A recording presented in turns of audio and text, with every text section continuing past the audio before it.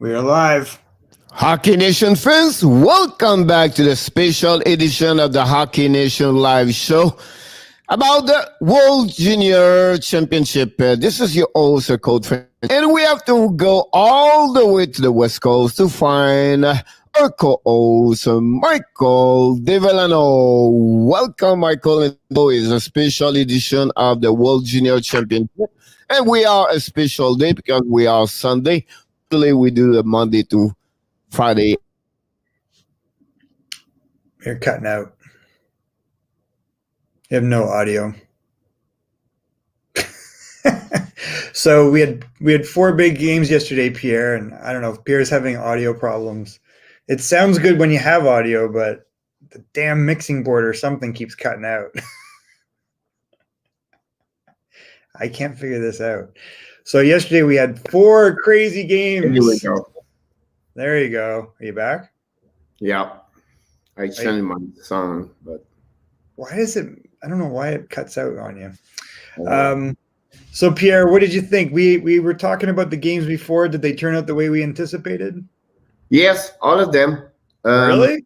Yep. I think the only surprise for me is the quality. You can see the quality of hockey increase yesterday. We have 3 games of the 4. Nobody scored more at 3 goals per game. Well, I think we thought, for example, that the Russia game was going to be a bit of a blowout for Germany, and that was not the case. Of course, if you think only about it's just what I was talking about. Refers about the quality of hockey during the day, where all day you cannot you cannot be home and then leave after the middle of the game. So you know what, the US is going to win 6-0 or 5-0 or it's a blowout. You have to go all the way to the end because the 5-2 USA don't show exactly. The final score don't show exactly what it looked like, right? Yeah, that was a very close game. Yeah, and so the biggest game I think was the Sweden-Finland for me because that show exactly. You can see the disappointment of the Sweden players after 3 losses back to back, and then Finland was come back at the game was 2-0, come back win the game, but. And also the performance of Germany, maybe that's the surprise of the day, because honestly, they just lost 2-1, right? I mean, we going in, like when we talked about it, we thought that the German goalie would be a problem and that Russia would be able to exploit them because really, like, Germany has one line. So they had that great line, right? Like they got 3 legit players, and what we saw yesterday was that was enough. And with everyone else playing their role, that was a close game. And if it wasn't for that, and that play on the penalty kill that got them the game-winning goal, Russia was in tight. That was a great game, and the goalie played very well for Germany. Yeah, he got faced to 27 shot, and he gave 2 goals on the 27. But I think what I was impressed by Germany is the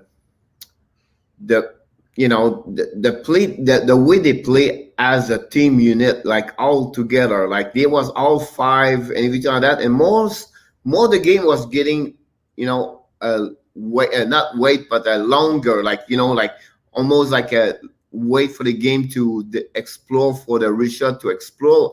They never happening. Like Russia keep Germany hope all game long, I believe. Well, we've saw this, and this is why we were saying, like, the risk with Russia is that style.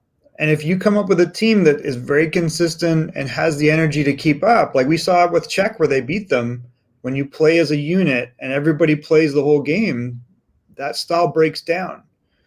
Where it's successful is where they can exploit matchups. And if they can't, then that can be it's hard for them to score. The play of the game is our second play at around 7 minutes. One that the Russian kid he wasn't going to break away between 2 defensemen, Germany, and then And that was a PK, wasn't it? What? Was that a PK? No, I don't. I think it was a penalty kill. Not that one. It was 5 versus 5 on that moment. But again, like he was breakaway at the red line. He's between 3 feet in front of everybody. Like and then his teammate follow him behind him. Then he's showing up about 5 feet from the blue line, and he fought by himself. He wasn't breakaway by himself. So it was, you talk about sometimes blue blow movie, whatever they call it. Yeah, blow a tire. Yeah. So it was funny to see that. And then it was funny because after that, his teammate was behind, pick up the puck. And then he went to break away. He almost scored. So it was a funny play happening at the middle of the game. But at the end of the day, it was only 2-0 after the second period. And then what happening is, again, we talk about him all the last couple of days. And Florian Elias scored his fourth of the tournament at 3:24. And that moment, it was another game where now Germany was really believed it could maybe tie up the game, and then Russia started to play on the heel at that moment, and then it was a turnover from Russia when the Elias scored, when the guy was going, he lost the puck from Elias, and Elias have a right wrist shot, and you can see, what I realized during that tournament, we talk a lot about Askarov as a great goalie, and he has his moment, but he also have his weak moment where he's erratic. He's not consistency. We're going to talk about Levy later, but he's not consistency like Levy or other goalie. Like he can give you like an amazing save. He can, but then after that, on the wrist shot there, I don't know why he could not get, what I mean? He's got a problem. I mean, he's such an elite talent. He can handle the puck. He can skate really. We talked about it before. So last year we chalked it up to him being young, but now this is this guy's personality. This is really a little weird. Like now you see there's been elite guys that are like this. Like Luongo's kind of got that a little bit in Fleury, right? Like maybe Fleury more so. Like this really plagued Fleury in big games.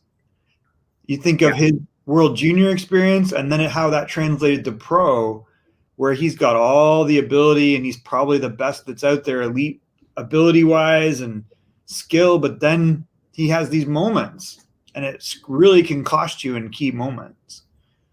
I agree with you, but overall, Richard did what he's supposed to do. When of course, yeah. But Askarov specifically is going to be interesting to watch. Like, you compare that to Wallstead. I mean, Wallstead might have the same skill set, but he doesn't have that erratic component. And then it's a really good comparison contrast to Levy, right? Because Levy does not have size. He's 6 foot, but he's so technically good. Like there's no rebounds from that guy. Yeah. And then you got Askarov, like. So it's going to be interesting in the big game against Canada if they can exploit that. Yep. So talking about the second game of the day, the Finland surprised the Sweden by winning. I didn't think that was a surprise. Well, the result is a surprise because it was 2-0 for Sweden after the first period. And at that moment, I think Sweden was dominate that game. We did not see Finland until the second period where they stepped up and they score 3 goals back to back to back for the rest of the game. But then Sweden got scared. And, it was a really tight game, up and down, a lot of play, turn around, transition back, go back the other way. It was a really exciting game, to be honest with you. And then we saw, it was great to see Lucas Raymond score his second. But again, Soderblom scored his second goal again between his leg on the assist. That was a great goal. What surprised me, we talk a lot about him. He only 2 goals on this tournament, but well, I think that's the thing. Like he has a presence though beyond the goals, obviously. But the thing is, you can see when you scout him, like he's getting better and he's so big. Like he had that one play where he just decided he was going around them and tried to score the third goal. Yeah, he just blew by with speed and reach. And I think it's a really interesting contrast to Byfield, because Byfield is 6'4", and Byfield we know has good skill, but Byfield struggles because he doesn't leverage his reach. And he's in the air. Whereas you see a guy like this with a long stick and the body, and he's using it and controlling the puck out wide, right? And that's where Byfield needs to get to, because you can see if he had the skill that Byfield does, and he's not far off, he's more effective than Byfield.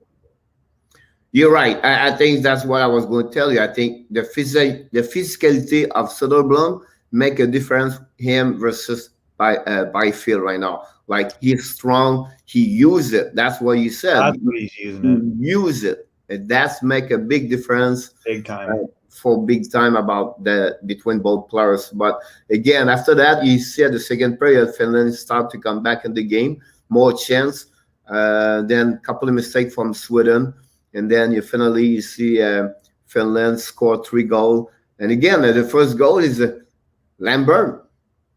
Lambert is so good. Like, we're just going to see this guy get better and better. He's got such a presence and patience with the puck. He can shoot.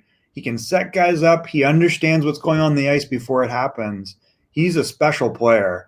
Yeah, go to hear about his name for the next couple of months. Oh, yeah. Like, that draft is going to be so good. Yep. I think he's a really exciting guy. Is he an 04 or an 03? He's going to be 04. It's going to be in 22. Wow, that's awesome. Yeah. And then you have also, during the game, Lundell scored. But I think the key behind this is really Hanola.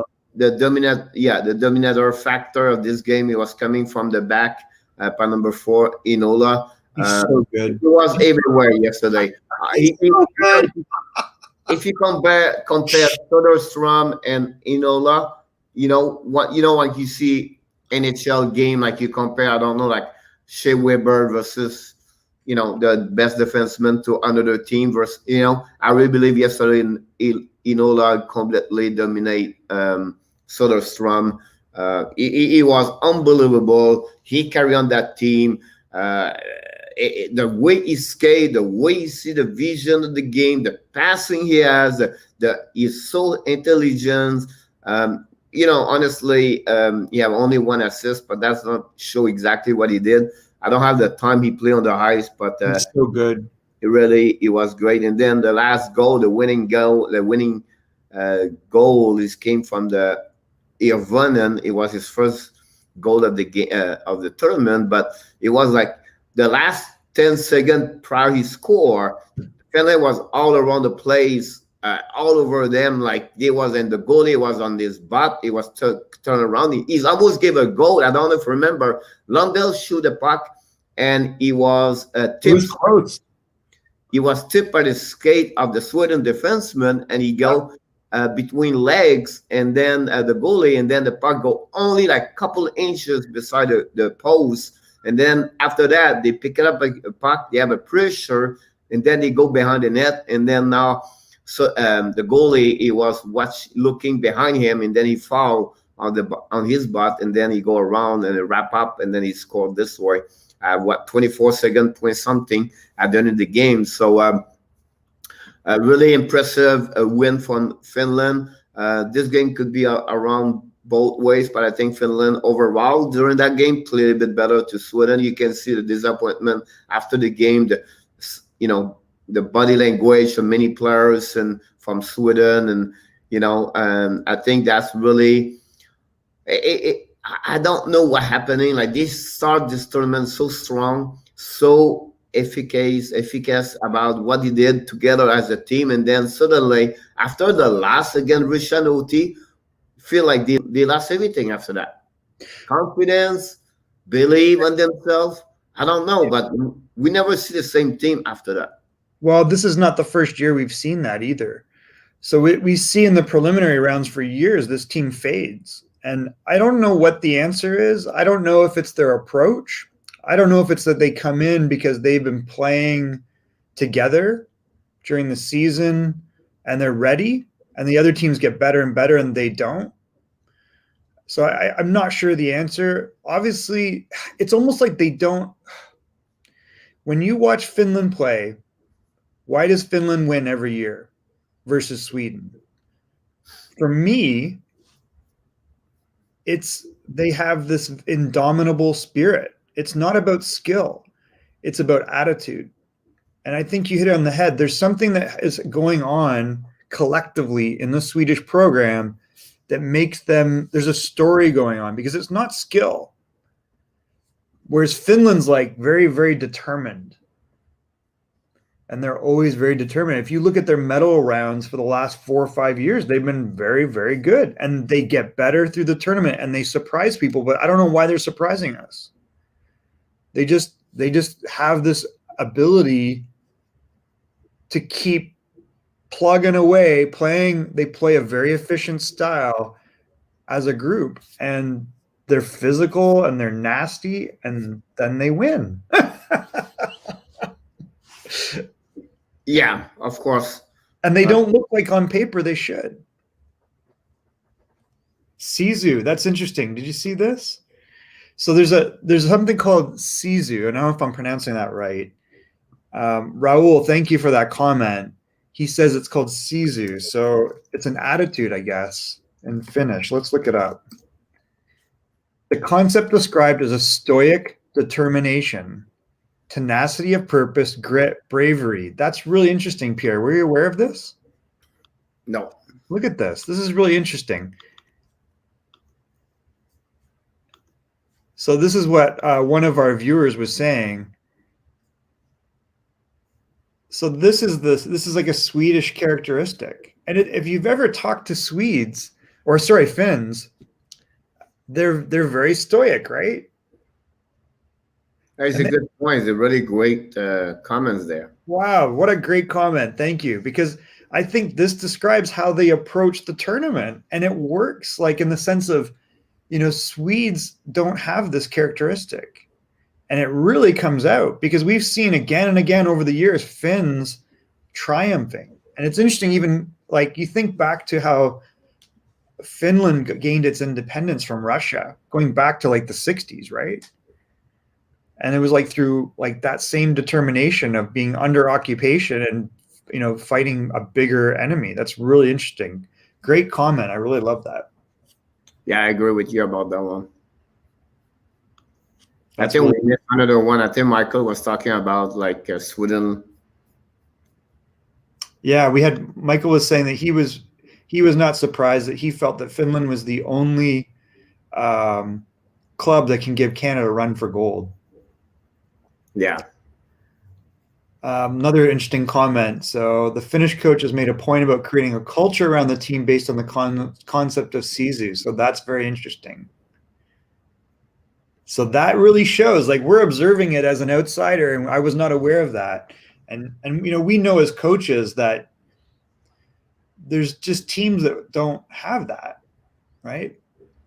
Yeah. And man, it's really interesting to see the results for Finland. And Sweden is almost like an egalitarian society, right? Like they've got a strength, but it's not the same. The Finns are like, it's funny, we see also in the NHL a lot of Finnish players that have problems, right? Now the difference between the system of Finland versus Canada or USA is like Finland play 5 players at the red line. So exactly. They give everything, like they would tell the other team, like, go get your breakout, go stop behind your net and go break out. We're going to wait you at the 5 at the red line, 3 of the that's the system the Sweden you try to use now. Finland uses for many years compared to 4-check 1-2-2, 2-1-2 from American players or team. And that's, you can see yesterday what Finland was completely did not give a lot the red line and the neutral zone speed. Right. Sweden. It's like almost like a patient game. Or remember, like Tampa was play a 1-4-4, 1-2-2.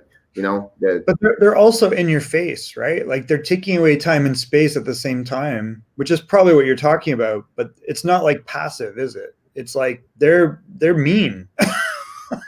Yeah, they want physical also. But again, the rivalities between USA and Canada is the same way when you talk about Sweden and Finland, right? Same thing maybe between Slovakia and Russia, example, right?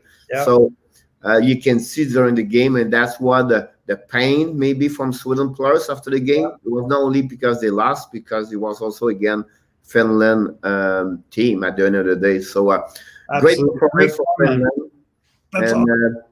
I will say to USA hockey team, be careful because you're going to face a solid team when you're going to play Monday night. So that'll be Yeah. very interesting. Talking about the third game of the day, Canada win yesterday. Um, Again, the Czech 3-0. So that was another interesting game, right? Like we saw the Czechs kind of rope-a-dope Canada, and that was a close game. It was 2-0. They didn't even score in the second period. I'll be honest with you, that was the best game of Canada yesterday. Well, but also the Czechs. I mean, even though Czechs the Czech, of completely, the Czech play a solid game for sure. But Canada yesterday, an amazing, great games. This what they need. This what the best thing could happen to them. First of all, maybe the best goalie right now at that tournament, it was show yesterday. Devon Levy yesterday was so good. It was a little bit what, I'm a Montreal Canadian fan. So what Carey Price is really over many goalie is because he's calm and he's always at the right place at the right time. Takes away opportunity. Right? And you can see Levy yesterday controlling the puck. You can see the puck saving corner. He was completely full posture and everything's going on. See the puck properly. It was. I'll be honest with you. I was really impressed by his performance yesterday from Team Canada. If you talk about who was the best player from Canada yesterday, for me it was Devon Levy yesterday. The second thing I would say to you, great performance Canada on defensive side. They don't give a lot of chance. They play so strong on defensive side. They took the 2 goals after 12 minutes at the beginning of the game. Great goal from Cousin and Biram. And then after that, it's like, all right, we control everything now. Just come to us. We're going to wait for you. But again, you have to give credit for the Czech team. They played the best game of the tournament yesterday. They was all there to play as a team. I have to give credit to them. But I believe Canada did not play a bad game. It was a solid good game on the other side of what we don't see from Canada. We know the offensive side. We know what they can do. We know they can score. They know they can skating and scale. But the defensive side yesterday, I think that was the best game for them. Plus the performance, the goalie, it was amazing. So we said very early on, like I've never had any exposure to Devon Levy. And I think before the camp, we were like, who's going to be the goalie? And then when we saw this guy in the prelims, I think I made the comment or you made the comment, Canada does not have a goalie problem. And I was after seeing him one time. And he's a very interesting goalie because he's 6 feet. And we know there's a real bias right now in the NHL where they won't draft anyone under 6'2", and anyone else is a risk. And that's because of, analytics. But we're seeing a guy here who you hit it on the head. One, he's always in the right spot at the right time. So his ability to track the puck is exceptional. Second, he gives up nothing. You shoot the puck to him and he's keeping it. And if there's a rebound, it's small. And we saw the 1 point, I think there was a 6-on-5 where the Czechs were trying to press. And I saw one big rebound, and where did it go? It was off in the corner and it was dead. Yeah. He maybe one time at that moment lost the puck in front of the net, but he had a quick recovery after that. He was right back, right position. I remember that one over there. But also, we have to give credit. He played with 6 great defensemen, but that's not diminish his performance yesterday. I believe for me, it was the best performance, the goalie yesterday from him. Absolutely. We have an average, 12, 15 shot usually. He had a lot of shots yesterday. Was it 27? 22. So, I have to give him credit. He was really there yesterday. A good performance from Devon, to be honest with you. And I think I like your point that we're seeing the benefit of having 7 very, very good D. And nobody has 7 D like Canada. And they're D that can skate, handle the puck, make an outlet pass, join the offense, but then one-on-one and in a defensive zone, they are so mean and they're efficient with the puck. And again, I would tell you an example like why I love this game and why I believe Canada play well. Like, I'll give you an example. I think it was the second period, maybe at the third period. Germany's coming with a turnover the puck at the trans blue line. Canada does a turnover the puck. They are coming and be maybe 3-2 or 2-1, and then Peter is it Peter Krebs? Peyton Krebs, he's so good. So he's back checking, and he saved a goal on the back checking guy, and that's what I'm talking about. That's why we see some players yesterday play so good on the defensive side. We did not see all tournament. That's what I want to talk about this, where I really like this. It could be the game because it was 2-0 during that time. You remember the third goal is an empty net, right? So it was close, right? So that's what I'm talking about. They play well as a defensive side all day, and then leaving. It would have been very easy to panic at the close score. No, we did not see at all. Right, and you didn't see that at all. Like when if your mentality is, hey, we're Canada, we're way more talented than you, we should be winning 5-0, 6-0. And what we didn't see was after the second period, when it was still 2-0, they'd scored 2 in the first and nothing in the second. Canada, and then it was like 10 minutes, and it was suddenly 2-1 in the third, and Canada didn't change anything. No. And again, it's back again what I said, Michael, to you is the Tourigny, I believe, because he talked this way, hey, we don't need to score a third goal. Right. We just need to be sure we don't give a goal for them. We cannot give them the most shift the momentum.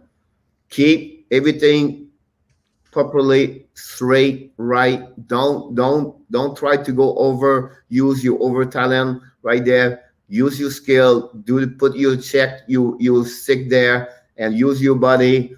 Control everything, break out well. So he was going back at the basic of the game and not to try to go like, all right, let's go. So I think it was a great performance. That's maybe that game changed the rest of the tournament for Canada. Yeah, because I think that they're going to be very comfortable in a tough game. Yes. And remember, we saw at the beginning of that tournament said Canada did not play a lot of games yet.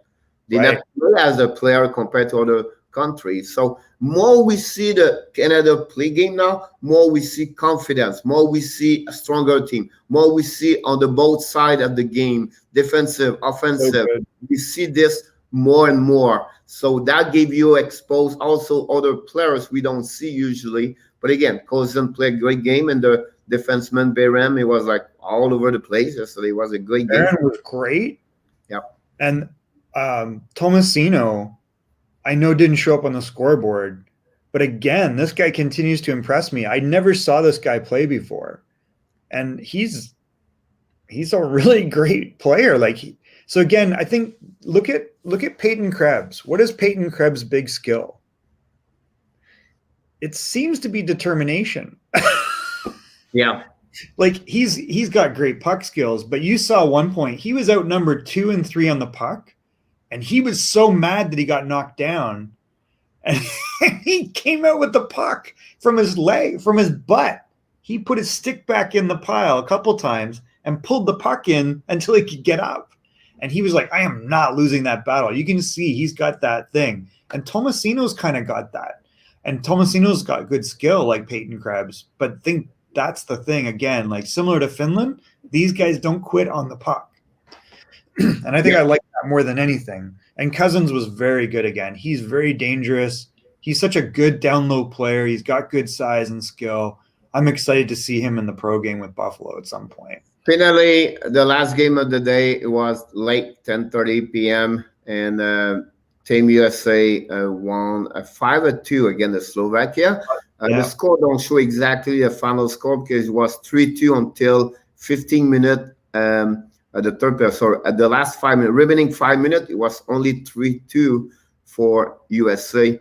So that gives you an idea how the game was more close. But again, the only trend, USA shot 42 yesterday on the net and versus 18 for face to Spencer Knight yesterday, face to 18 shot yesterday. But what we said yesterday morning, we talked about this, and we talked for a couple of days about this.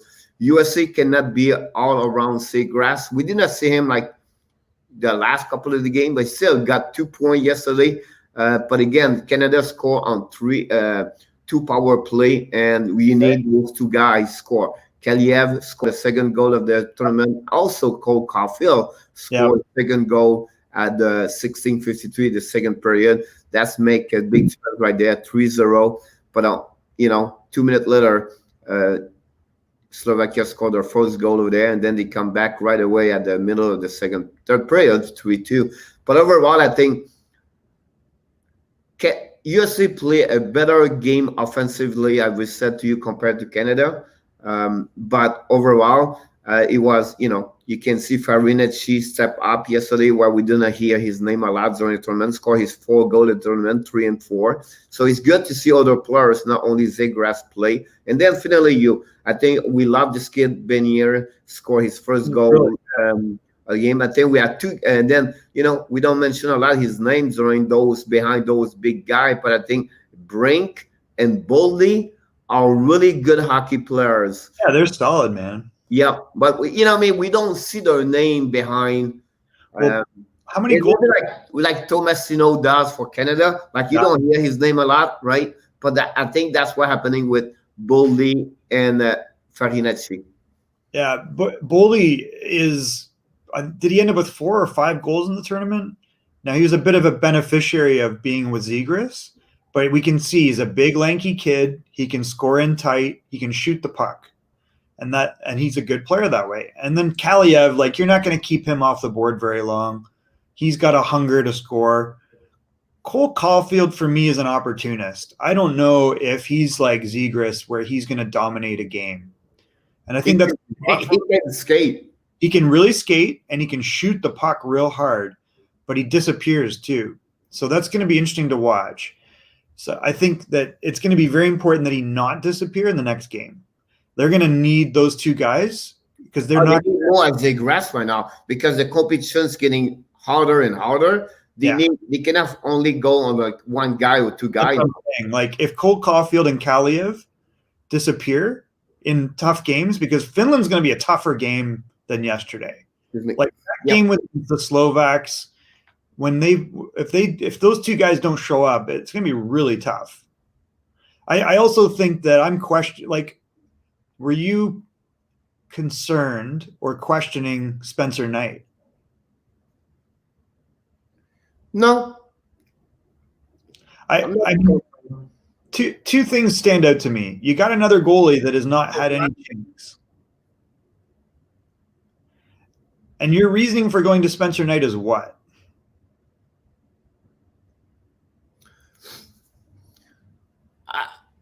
It's politics, Pierre. It has nothing to do with the performance of these 2 goalies, because Dustin Wolf is as good or better than Spencer Knight any game. I don't think, but overall, I think Knight is better. But I disagree totally. When you go with tournament like that, you go with, you go with you think was the best for the the reputation, you make your name, everything like that. You go through big games on your career, everything like that. So I think that's what Wes Spencer is. Well, then you go with Dustin Wolf is a better goalie than Spencer Knight then. Because Dustin Wolf has had 74, 78 wins in 2 years in a much better league than Spencer Knight plays in. But where Spencer Knight came from, just Michael Myers just mentioned this on the chat. That's the problem. This is why I'm saying it's politics, Pierre. He plays at the U.S. development program, and Dustin Wolf goes to the WHL. Because Dustin Wolf, game in, game out, is going to outperform Spencer Knight. Yeah. I think at the end of the day, they have to work as more like a unit together now. They have to produce. We didn't see a lot Alex Turcotte yesterday. I could be wrong. No, he played well. Did he not get a goal? No. He almost had a goal there from Zegras, though. I saw him run into his own player. I thought he played pretty well. Again, this is the thing about Turcotte that I keep noticing. I didn't really know. I haven't seen him a lot because he's from the East Coast, right?